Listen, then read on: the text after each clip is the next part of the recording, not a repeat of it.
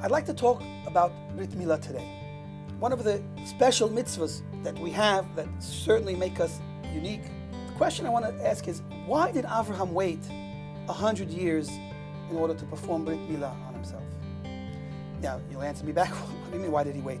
Hashem didn't command him until he was 100. But the question is really coming off of what the rabbis explain. The rabbis tell us that before Avraham was told by Hashem to do anything, he already was able to understand and perceive the entire Torah and fulfill it. So remember, Avraham, in his spiritual quest, Lech Lecha, go in this journey to find the truth, to find the etzem, the essence of his neshama, he was able to already understand what his neshama needed in the world, which is to do the Torah. 613 mitzvot correspond to 613 limbs and sinews. So he already did all of the mitzvot before he was told by Hashem to do it. So the big question now is, if he's doing all of the mitzvot, keeping Shabbat, even rabbinic mitzvot, they go so far as to say that he fulfilled already in his time, so why didn't he do Brit Milah? Let me make the question even stronger. Kabbalah explains to us what really the problem is without having the Brit Milah. That the worst, most intense type of spiritual impurity that can bring a person down and connect him to the negative forces that exist out there spiritually is the orla. Having the orla on his body is considered one of the worst things that a Jew can spiritually do, that will detach him or distance him from the idea of purity and sanctity. So now let's ask the question again with this in mind. Why would Avraham leave something on his body that would hold him back from, coming closer to Hashem? Something that would attach him to such negative forces and make him more impure.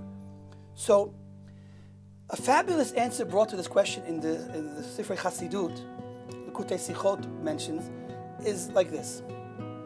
We have to understand that with all our great ideas and everything that we can accomplish on our own, if we're the source of that idea, if we're the source of that action, then it's ultimately limited to what we're able to accomplish.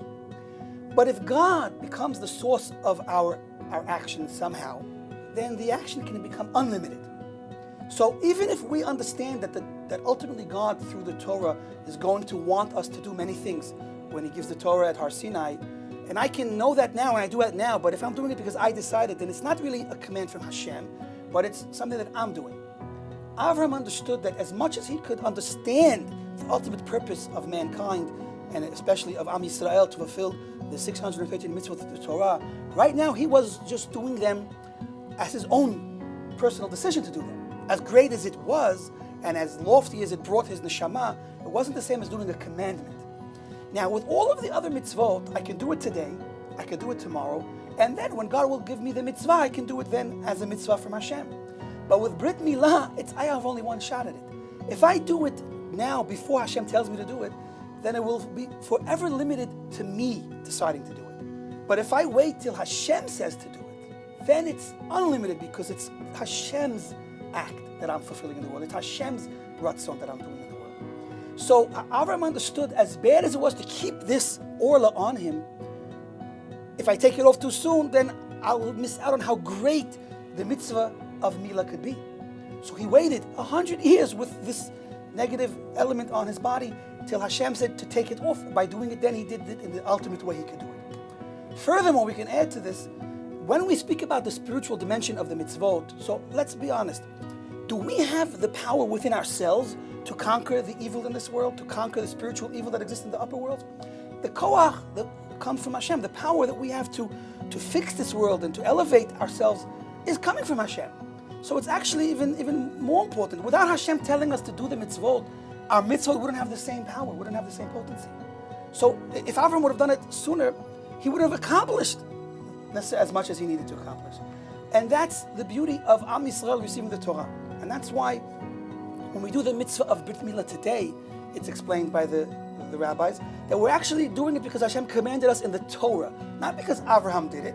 He did do it, and it's based on him doing it, but the koach of the mitzvah and what we accomplish spiritually when we do the mitzvah came to Am Yisrael at Har Sinai, when Hashem gave us the Torah and gave us the koach to affect the spiritual realms in the most powerful and impactful way.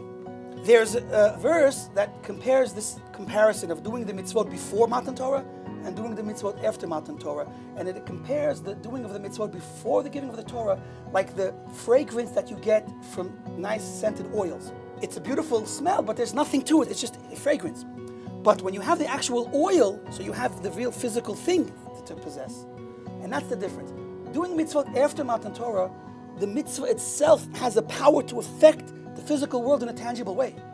Before we were given the mitzvot, so even if we did these good things, it didn't affect the world in such a physical way. It didn't sanctify our physical body, and it didn't sanctify the physical world.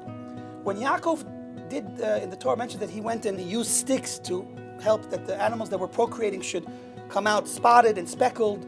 So the Al Pi Kabbalah, the mystics explained that really what he was doing was similar to tefillin. The same spiritual thing that we accomplished through tefillin is what he was accomplishing. But when he was finished with what he did, the sticks that he used, he put on back on the floor. They weren't special. They didn't become holy. But when we write a pair of tefillin today, the tefillin themselves become holy. This is the difference between before and after Matan Torah. And this is the difference between Avraham doing the mitzvah before Hashem said to do it versus after Hashem said to do it. May we all merit to fulfill the mitzvot in the most meaningful way we can, obviously investing of ourselves, but realize that the ultimate power in the mitzvah to change ourselves and the world, and through the mitzvot we'll merit to see Mashiach and the Bet HaMikdash b'mher b'yameinu comes from Hashem.